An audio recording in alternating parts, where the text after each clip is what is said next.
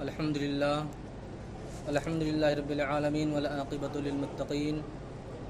والصلاة والسلام علی سید المرسلین وعلی آلہ واصحابہ اجمعین اما بعد فاعوذ باللہ من الشیطان الرجیم بسم اللہ الرحمن الرحیم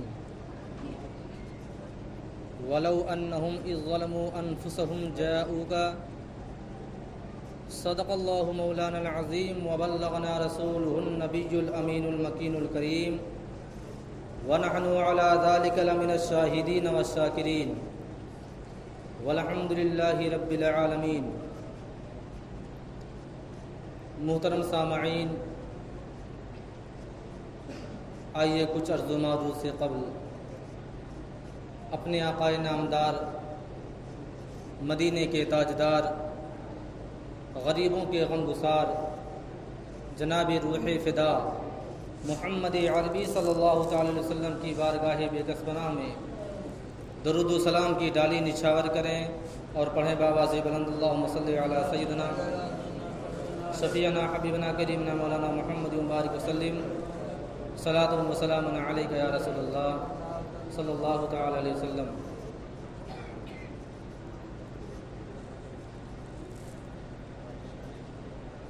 ماہ سفر کا مہینہ ہے اور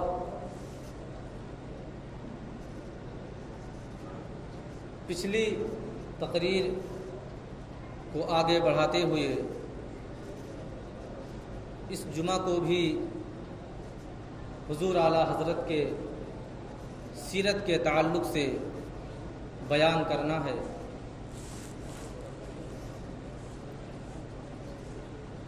میں نے بتایا تھا کہ حضور اعلیٰ حضرت امام احمد رضا خان فاضل بریلوی، جن کے عرس کی تاریخ 25 صفر المظفر ہے اور جنہوں نے اپنی زندگی میں اپنے علم کے ذریعے سے اللہ تبارک و تعالیٰ کی مدد سے آپ نے بہت سے دینی کام انجام دیے، جسے آج تاریخ اور مسلمان ان کو نہایت ہی عقیدت مندی سے یاد کرتے ہیں۔ حضور اعلیٰ حضرت کی 68 سالہ زندگی کو جب بڑے بڑے علماء کرام نے، زیادہ جاننے والے محاسبوں نے جب اس کا حساب لگایا، حضور اعلیٰ حضرت کی 68 سالہ زندگی کو اور ان کے علمی کارنامے کو جب دیکھا اور سامنے رکھا تو لوگ حیران اور پریشان ہو گئے، لوگ حیرت میں پڑ گئے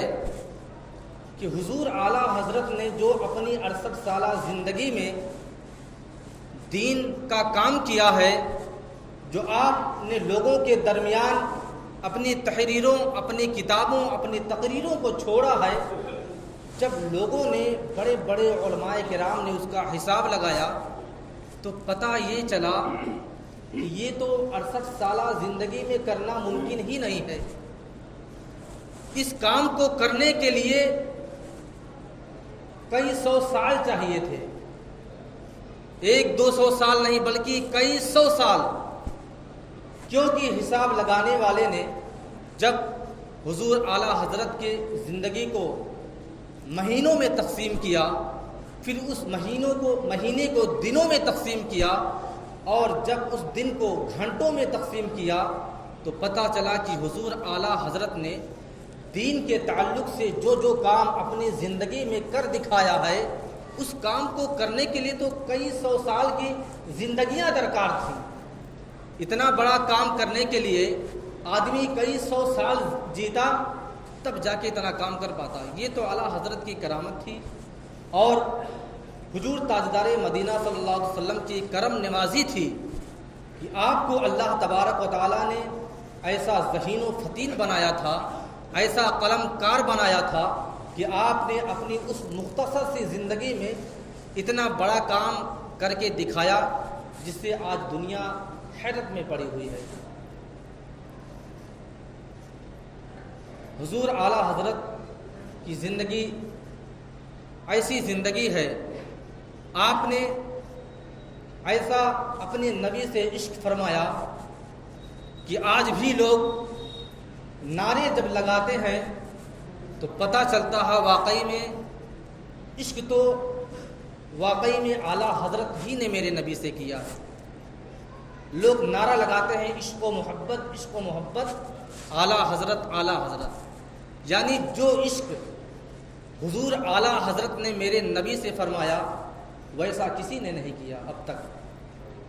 اور یہی نہیں بلکہ حضور اعلیٰ حضرت نے اپنی کتابوں کے علاوہ اپنے شعر و شاعری میں جو بھی کچھ لکھا سب میرے نبی کی تعریف و توصیف کے بارے میں لکھا۔ میرے نبی کے ایک ایک عضو کی تعریف میں لکھا، آپ کے گیسو کے بارے میں، آپ کے دندان کے بارے میں، آپ کے دہن کے بارے میں، آپ کے بدن کے بارے میں، ہر ایک عضو کے بارے میں حضور اعلیٰ حضرت نے اپنے شعر میں تعریف و توصیف بیان کی ہے۔ اور ایک شعر تو اعلیٰ حضرت کا ایسا بھی ہے کہ جس سے بڑے بڑے شاعر جو شعر لکھتے ہیں، جو شعر بناتے ہیں، وہ آج بھی پریشان ہیں اور ان کا نقل کرنا چاہتے ہیں لیکن نہیں کر پاتے ہیں۔ حضور اعلیٰ حضرت نے ایک ہی شعر میں 4 زبانوں کا استعمال کیا ہے، 4 زبانوں کا استعمال کیا ہے،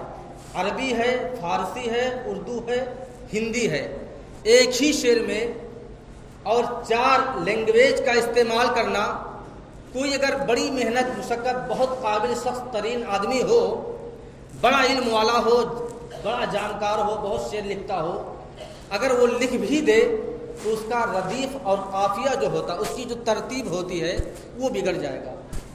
کوئی اگر لکھ بھی دے تو یہ سیٹنگ نہیں کر پائے گا۔ اور دوسری بات سیٹنگ ہوئی، اور تیسری بات یہ ہوئی کہ اس کا لکھا ہوا شعر کوئی پڑھ بھی نہیں پائے گا، طرز ہی نہیں بیٹھے گا، ادھر کا ادھر ہو جائے گا۔ اسی کو کہتے ہیں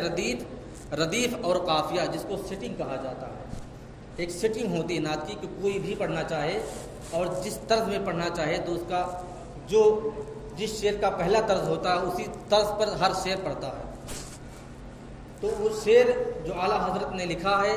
وہ بھی میرے نبی کی تعریف و توصیف کے بارے میں لکھا ہے، میرے نبی کی تعریف کی ہے۔ شعر کیا ہے؟ اعلیٰ حضرت نے لکھا ہے، لم یاتے نذیرو کفی نظر مثل تر نشد پیدا جانا۔ ترنم میں کہہ لیا جائے، لم یات نظیر کفی نظر مثل تو نشد پیدا جانا، لم یات نظیر کفی نظر مثل تو نشد پیدا جانا، اور جگراج کو تاج تورے سر سو، جگراج کو تاج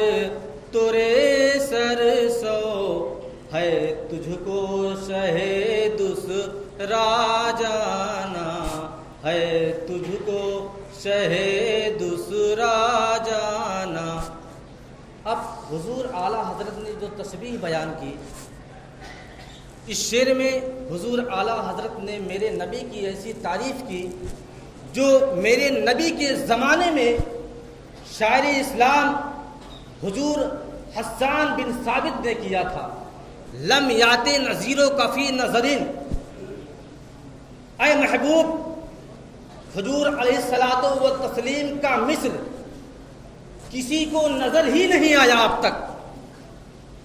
اور آتا بھی کیسے جب ہے ہی نہیں، آتا بھی کیسے جب ہے ہی نہیں۔ شعر کا ترجمہ ہے، لم یاتی نذیرو کفی نظرین، حضور علیہ الصلوۃ والتسلیم کا مثل کسی کو آج تک نظر ہی نہیں آیا۔ اور مثلے تو نہ شد پیدا جانا، اے محبوب تیری طرح کا تو کوئی پیدا ہی نہیں ہوا، اے محبوب مثلے تو نہ شد پیدا جانا، اے محبوب تیری طرح کا تو کوئی پیدا ہی نہیں ہوا۔ حضور اعلیٰ حضرت کا عشق رسول تو دیکھیے، آپ کیسے عشق میں،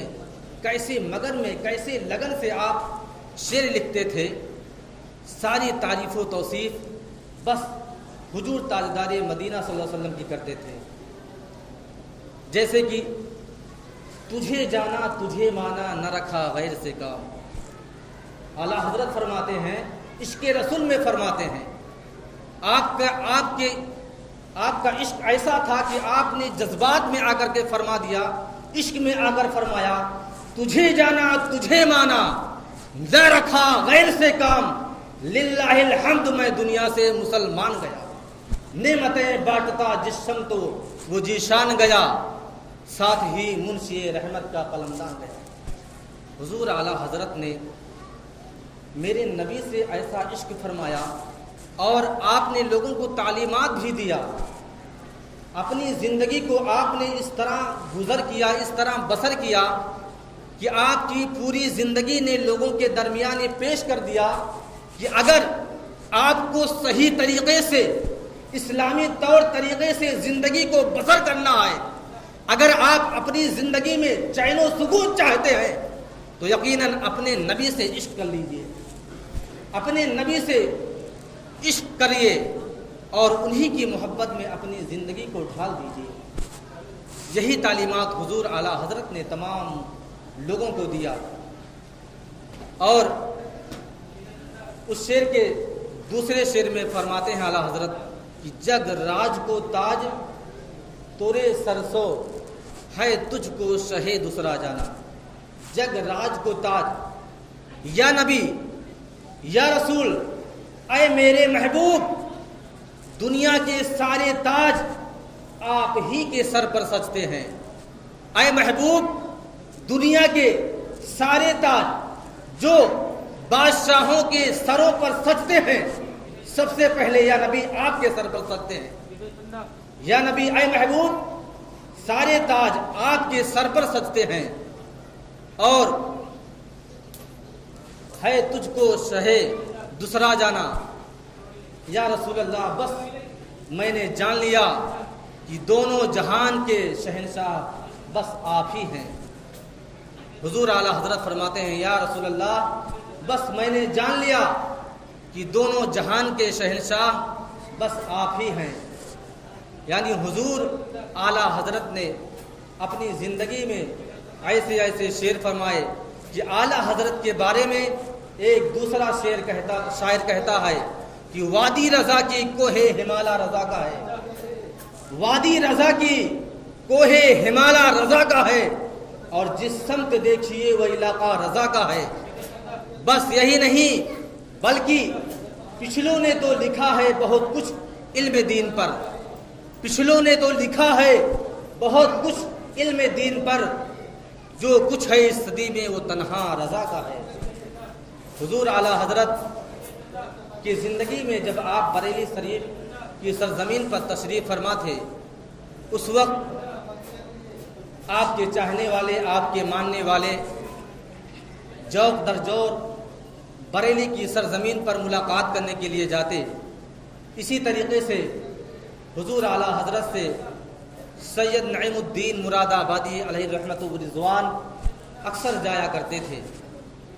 جو مراد آباد کی سرزمین پر رہتے تھے، جن کا تعارف یہ ہے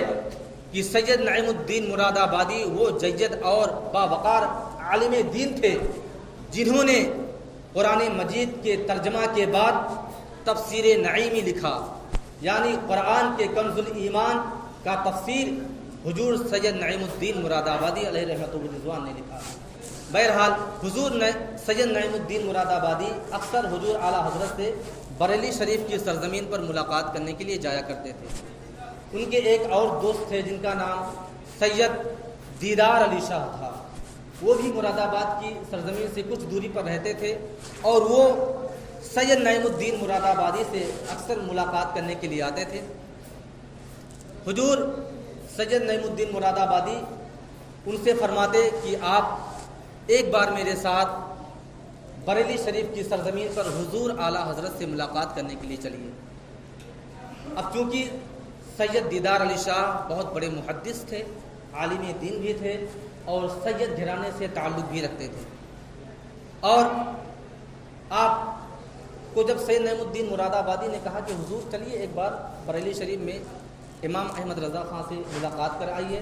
انہوں نے کہا میں نہیں جاتا، میں کیوں جاؤں، چھوٹے مولوی سے ملنے، میں تو محدث ہوں، میں نہیں کسی مولوی سے ملنے جاتا۔ سید نعیم الدین مراد آبادی نے کہا ایک بار تو ملاقات کر لیجیے، بہرحال تیار نہیں ہوئے۔ ایک بار جب حضور سید دیدار شاہ جب ملاقات کرنے کے لیے مراد آباد کی سرزمین پر پہنچے تو کیا دیکھا کہ سید نعیم الدین مراد آبادی اپنا زاد راہ بریلی شریف جانے کے لیے باندھ رہے ہیں۔ سید دیدار شاہ نے پوچھا کہاں کا ارادہ ہے؟ حضور سید نعیم الدین مراد آبادی نے فرمایا کہ امام احمد رضا خان سے ملاقات کرنے کے لیے بریلی شریف جا رہا ہوں اور اسی کی تیاری کر رہا ہوں، چلیے آج آپ بھی چلیے۔ بہرحال وہ تیار نہیں ہو رہے تھے، بہت سفارش کیا، سید نعیم الدین مراد آبادی نے کسی طرح سے سید دیدار علی شاہ کو آپ نے تیار کر لیا۔ وہ تیار کیوں نہیں ہو رہے تھے؟ وہ اکثر کہا کرتے تھے سید دیدار علی شاہ کہ حضور اعلیٰ حضرت احمد رضا وہ ذات کے پٹھان ہیں اور طبیعت کے ذرا سخت ہیں، اسی وجہ سے میں ان سے ملاقات نہیں کرنا چاہتا۔ بہرحال کسی طرح سے تیار ہوئے، جانے کے لیے تیار ہو گئے، اور جب بریلی شریف کی سرزمین پر دونوں افراد پہنچے، سید نعیم الدین مراد آبادی اور سید شاہ دیدار علی پہنچے۔ اب جماعت عصر کی جماعت کھڑی تھی، ایک دو رکعت شاید ہو چکی تھی، سید نعیم الدین مراد آبادی باوضو تھے، وہ جماعت میں شریک ہو گئے، اور سید دیدار علی شاہ کا وضو نہیں تھا، وہ مسجد کے باہر بریلی شریف میں مسجد کے باہر کنواں بنا ہوا تھا اور سوچے کہ وہاں پہ وہ جا کے وضو کر لوں۔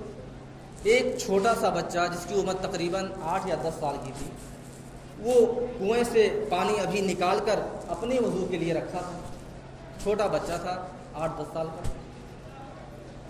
سید دیدار علی شاہ سمجھے کہ شاید کوئی خادم وغیرہ ہوگا جو لوگوں کو کنویں سے پانی نکال کر وضو کرنے کے لیے دے رہا ہوگا، انہوں نے اس کا لوٹا اٹھایا اور وضو کرنے کے لیے بیٹھ گئے۔ بچے نے دیکھا، کہا کہ حضور ارے بابا جی مجھ سے اجازت تو لے لیتے،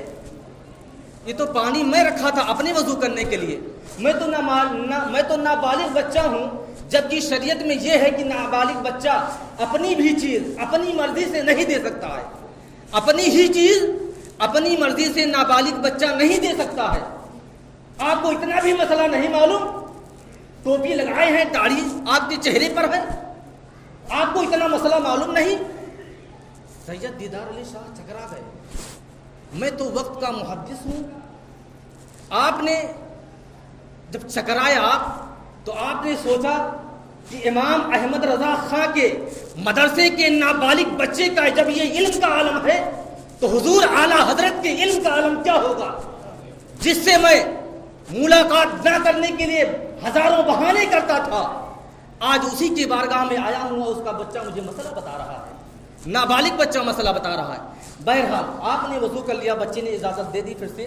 آپ نے لوٹا لے لیا تو میں پھر سے آپ کو اجازت دے دیتا ہوں، آپ وضو کر لیجئے۔ وہ جب سیڑھی پر مسجد کے چڑھنے لگے تو حضور اعلیٰ حضرت نماز مکمل کر کے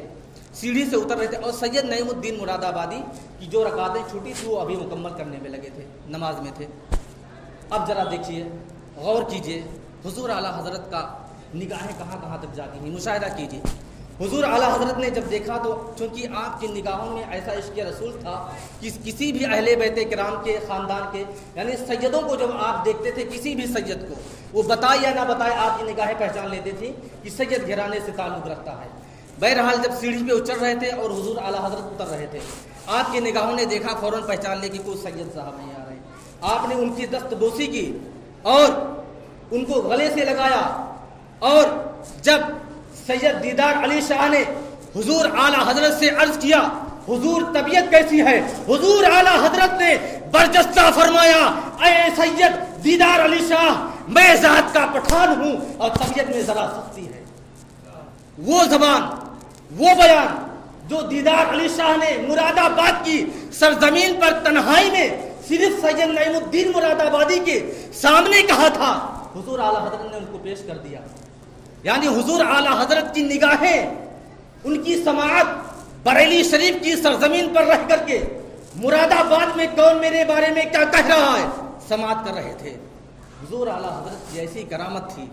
حضور اعلیٰ حضرت کی ایسی نگاہیں تھی، اور کیوں نہ ہوتی، کیونکہ آپ عشق رسول میں معجزن تھے. آپ کو ایسا عشق رسول تھا کہ آپ نے اپنی پوری زندگی عشق رسول میں بتا دی. اور اس کے بعد جب سید دیدار علی شاہ جب آپ کی خدمت میں حاضر ہوئے اور جب ملاقات کی پوری تعمیل پوری ہو گئی، تو جب سید نعیم الدین مراد آبادی نے کہا حضور دیدار علی شاہ وقت ہو گیا، چلیں اب چلتے ہیں. حضور سید دیدار علی شاہ نے فرمایا کہ آپ جائیے، میں تو نہیں جاتا، آپ جائیے، میں نہیں جاتا. سوچئے، جو ملنے کے لیے ایک بار تیار نہ تھے وہ آئے تو جانے کا نام نہیں لے رہے. بہرحال اللہ تبارک و تعالیٰ کی بارگاہ میں دعا ہے کہ اللہ تبارک و تعالیٰ ہم تمامی مسلمانوں کو نیک بنائے، ایک بنائے، اور حضور اعلیٰ حضرت کی پیش کی ہوئی زندگی پر بسر کرنے کی توفیق و رفیق عطا فرمائے. اللہ تبارک و تعالیٰ ہم تمامی لوگوں کو نمازوں کی پابندی کرنے کی توفیق و رفیق عطا فرمائے.